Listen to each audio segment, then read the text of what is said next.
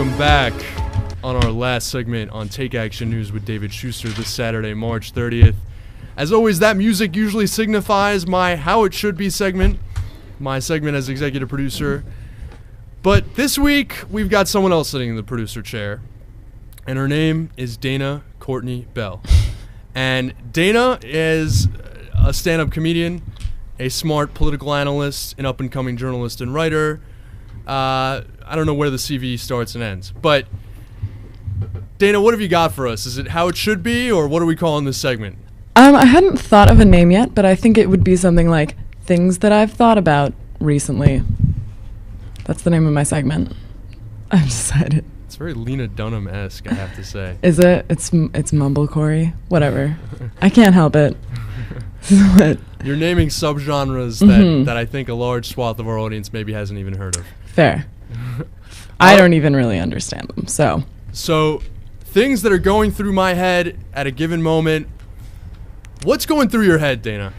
So, I've been first of all, let me say, very happy to be here this week. It's been a great show to be a part of. And it just makes me think about how great it is when people are active and are upfront about their political positions and where they stand politically. And, I read a lot of sort of attacks from conservatives on the right against politicians and against progressive politicians. And I think it's a funny approach that people take where, like, let's say the Violence Against Women Act, let's say, where a couple politicians said that they couldn't vote. The Republican politicians didn't want to vote for protections against Native American women because they claimed that it was the Democrats politicizing the process. And I think that's a funny approach for a politician to take because, as we all know, they're politicians, and that's the whole point.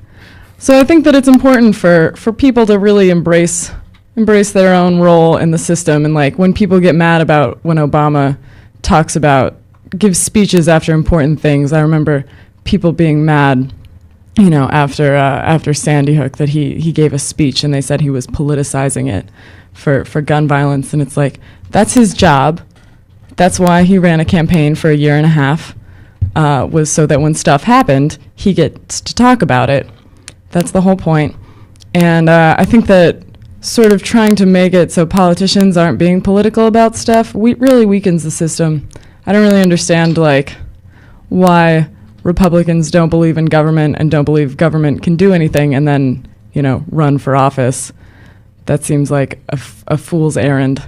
So I think being upfront about people's roles and what they're doing, I'd like more honesty in that. So that's something I've been thinking about recently.